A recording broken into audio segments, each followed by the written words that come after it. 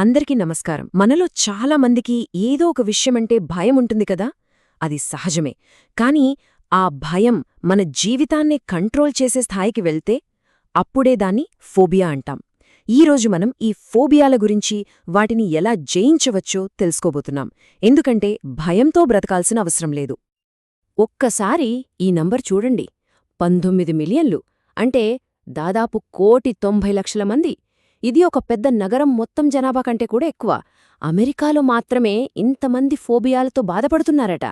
ఇదేదో చిన్న చిన్న భయాలు అంటే ఎత్తులు చూస్తే భయపడటం, బల్లుల్ని చూస్తే భయపడ్డం లాంటిది కాదు. ఇది వాళ్ళ జీవితాల్ని పూర్తిగా మార్చేసే ఒక సీరియస్ హెల్త్ ప్రాబ్లం. ఈ ఫోబియాల ఎఫెక్ట్ ఎంత సీరియస్గా ఉంటుందో ఈ చార్ట్ చూస్తే మనకర్థమవుతుంది. చూడండి, దాదాపు 22% మందికి ఇది చాలా తీవ్రమైన సమస్యగా మారిపోయింది. మరో 30% మందికి ఒక మోస్తరు ఇబ్బందులున్నాయి.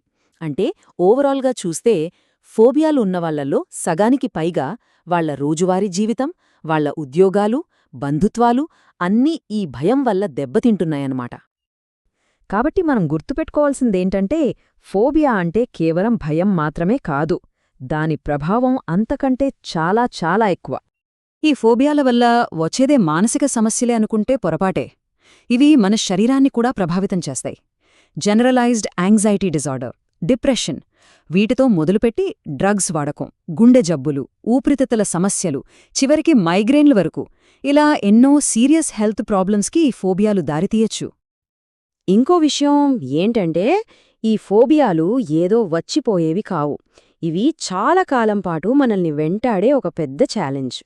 చిన్నప్పుడే మొదలై సరైన ట్రీట్మెంట్ తీసుకోకపోతే లైఫ్ లాంగ్ దీని ఎఫెక్ట్ ఉంటుంది.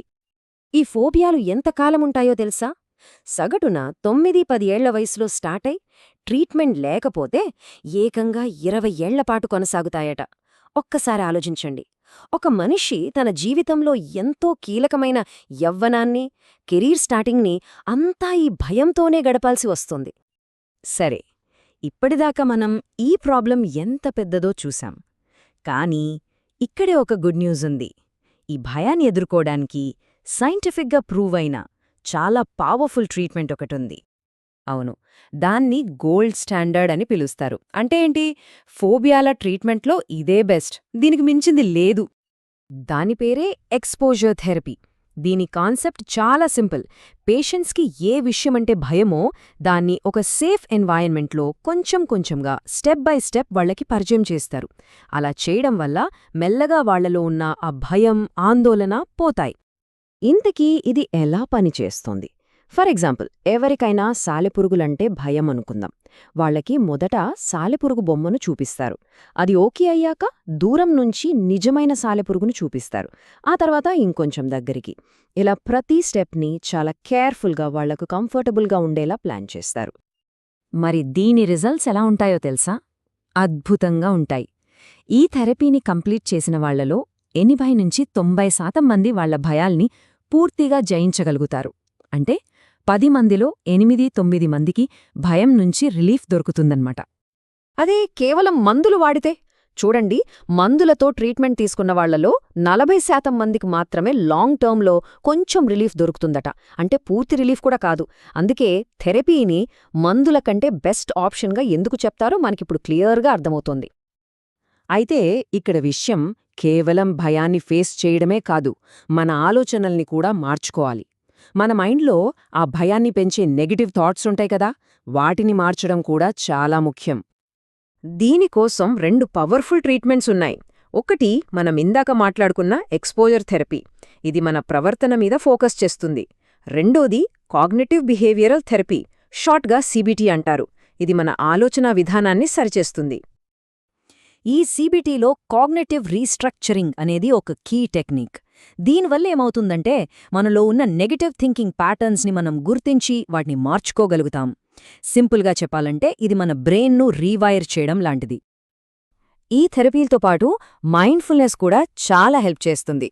ఇది మనల్ని ప్రెజెంట్ మూమెంట్లో ఉండేలా చేస్తుంది. మన భయాలు మనల్ని గతం గురించో భవిష్యత్తు గురించో ఆలోచింపజేస్తుంటాయి. కానీ మైండ్ఫుల్నెస్ ప్రాక్టీస్ చేస్తే మనం ప్రశాంతంగా ఉండి మన ఎమోషన్స్ని కంట్రోల్ చేసుకోగలుగుతాం. సరే, ఇప్పుడు మనం ఈ ట్రీట్మెంట్ ఫ్యూచర్ గురించి మాట్లాడుకుందాం. మెంటల్ హెల్త్ ట్రీట్మెంట్లో వస్తున్న కొత్త టెక్నాలజీ గురించి తెలుసుకుంటే చాలా ఆశ్చర్యంగా ఎగ్జైటింగ్గా ఉంటుంది. కాని ఒక డౌట్ రావచ్చు.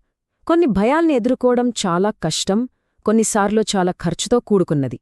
ఫ్లైట్ ఎక్కాలంటే భయమున్నవాళ్ల సంగతేంటి? వాళ్లని ప్రతిసారి ఫ్లైట్ ఎక్కించలేం కదా?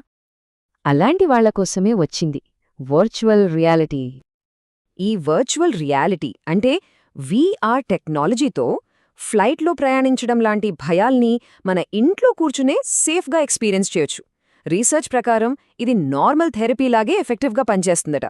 ఫ్యూచర్లో ఈ ట్రీట్మెంట్ విధానాన్నే వీఆర్ పూర్తిగా మార్చేసే అవకాశముంది.